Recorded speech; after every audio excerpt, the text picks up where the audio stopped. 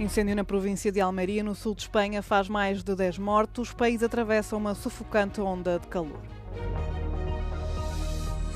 Irão aponta pelo menos 14 mortos após últimos ataques dos Estados Unidos. O regime de Teherão lançou ofensivas contra bases americanas no Kuwait, Bahrein e Qatar. A Comissão Europeia admite proibição total ou parcial da importação de bens produzidos nos colonatos israelitas. França elimina Marrocos por 2-0 pela segunda vez no Mundial e avança para as meias finais, onde defrontará a Bélgica ou a Espanha.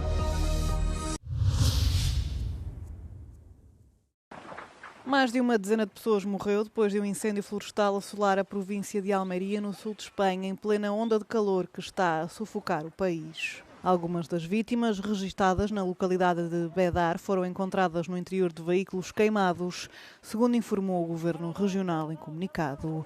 As estradas foram encerradas e os residentes retirados à medida que o incêndio se alastrava. Quase 500 pessoas estão atualmente deslocadas. Mais de 460 bombeiros, apoiados por dezenas de viaturas e meios aéreos, tentavam travar as chamas que deflagraram quando as temperaturas se aproximavam dos 40 graus. O incêndio feriu ainda várias pessoas transportadas para o hospital. Quase 2 dezenas estão dadas como desaparecidas. A onda de calor que atravessa o país desencadeou alertas meteorológicos de nível laranja em várias partes da Andaluzia nos últimos dias. Além de Espanha, também França, Portugal e Grécia têm vindo a combater incêndios florestais alimentados pelas altas temperaturas e condições de seca. Pelo menos 14 pessoas morreram e dezenas ficaram feridas após os últimos ataques dos Estados Unidos ao Irão. Segundo as autoridades iranianas, foram atingidas várias áreas, incluindo as proximidades da central nuclear de Bushehr.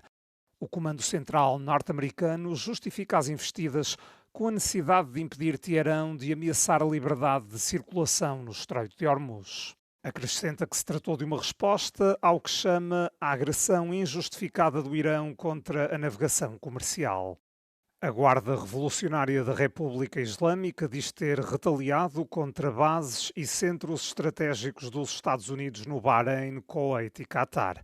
Esta organização militar do regime dos Ayatollahs anunciou ter visado infraestruturas essenciais nessas bases e alertou que realizará novos ataques caso os Estados Unidos continuem com as ofensivas.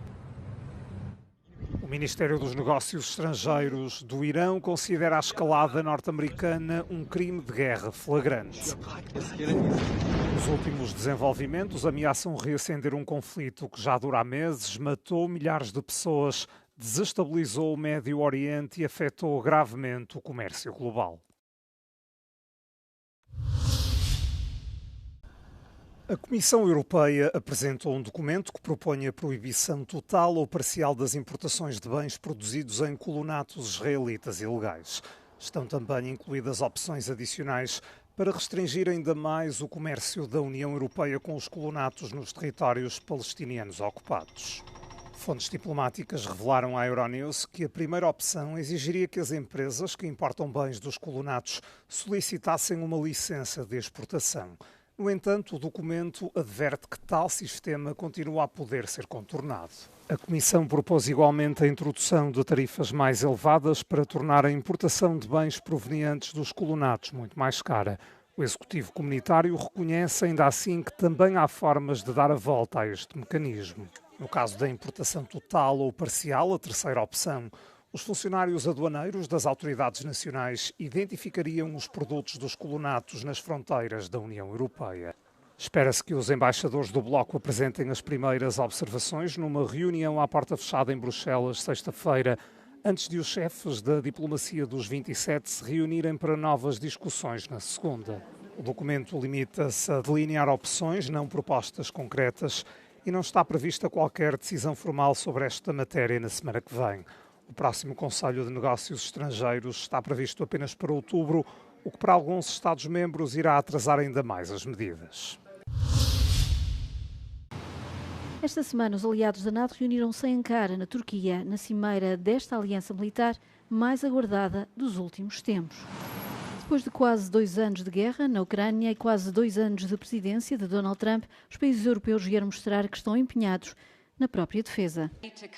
O assunto foi discutido no Fórum da Indústria de Defesa. Os países europeus anunciaram acordos no valor de 43 mil milhões de euros para a produção e aquisição de equipamento, como submarinos, sistemas Patriot de defesa antimíssil e munições. A prova de que a aliança está no caminho do grande objetivo: gastar 5% do PIB em defesa até 2035. Entre os anúncios, destaque para a decisão da NATO de escolher a Saab, uma empresa sueca, para fabricar aviões de vigilância. Estas aeronaves vão substituir o sistema aéreo de alerta e controle operado neste momento por aviões norte-americanos da Boeing. Mesmo assim, o domínio dos Estados Unidos na NATO está ainda longe de chegar ao fim. Nicolange, da consultora Rasmussen Global, diz que a europeização da Aliança Atlântica não é ainda uma realidade. Isto porque os principais recursos continuam a ser norte-americanos.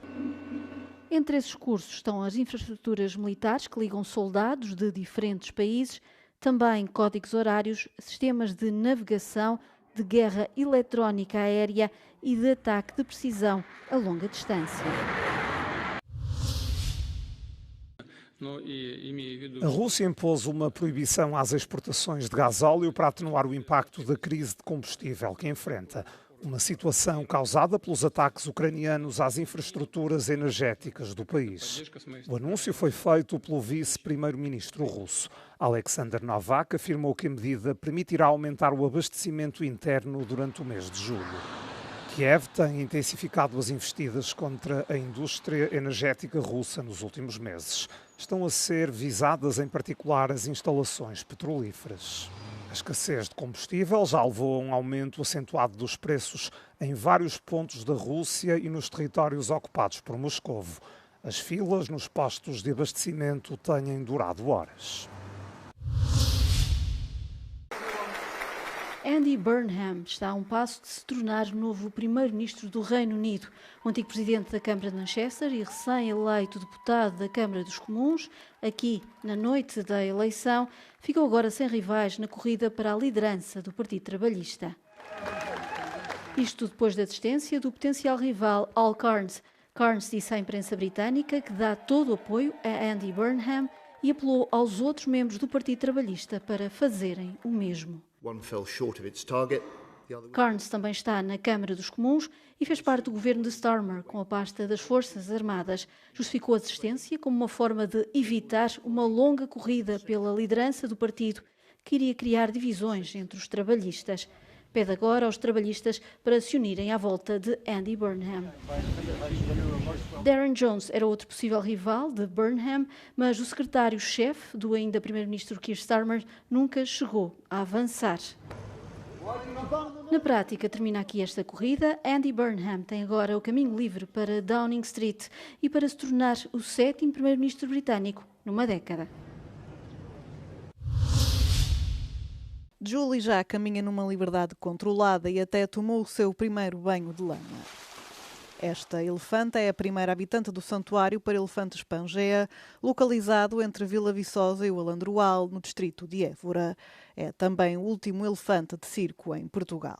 Julie isn't just Pangea's first elephant, but she's also the last circus elephant in Portugal, and in fact the last wild animal in any circus, and that's enormous. It just shows how important it is to marry legislation with sanctuary as well, because you've got to have a solution, you've got to have a place to send these animals. Com 400 hectares de terreno e capacidade para 30 animais, o local apresenta-se como o primeiro santuário de elefantes em grande escala da Europa e uma solução solidária para jardins zoológicos, circos e outras instituições europeias que procuram um lar para toda a vida para elefantes necessitados. Depois de implementada a proibição da presença de animais selvagens nos circos em Portugal, Julie permanecia aos cuidados do proprietário, o Circo Vítor Hugo Cardinali, até arranjar um local apropriado para morar. A chegada desta fêmea acontece depois de um acordo voluntário entre o circo e a organização. Ultimately, there hasn't been any solution for any zoos, circuses or governments who are looking for a place to send elephants in need. And basically that's what we're providing. We're here to work together with those elephant holding facilities and governments to help give elephants a new life. So our experience with Victor Hugo Cardinali has just been incredibly positive. I think as soon as we came to that agreement, we were both just so focused on Julie's welfare and trying to get the best outcome for her. So I just think it's a really good foundation to set to show this is how we're going to work going forward. Por enquanto, Julie é a única habitante do santuário que ainda não abriu ao público. É esperado que em breve chegue Cariba, outra elefanta africana, também capturada na natureza e com cerca de 40 anos, que vive atualmente sozinha num zoo na Bélgica. A Pangea, fundação do Reino Unido, que inaugurou o santuário com fundos provenientes de várias organizações, também está em negociações com outras instituições sobre elefantes em situações semelhantes. Pelo segundo campeonato do mundo consecutivo, Marrocos foi eliminado pela França por 2-0, desta vez nos quartos de final na quinta-feira, 4 anos depois de ter perdido pelo mesmo resultado nas meias finais. A defesa bem organizada de Marrocos manteve-se firme na primeira parte, mas Mbappé abriu o marcador aos 60 minutos, apontando o seu 8º golo no torneio e o seu 20º no Mundial. 6 minutos depois, Dembélé duplicou a vantagem.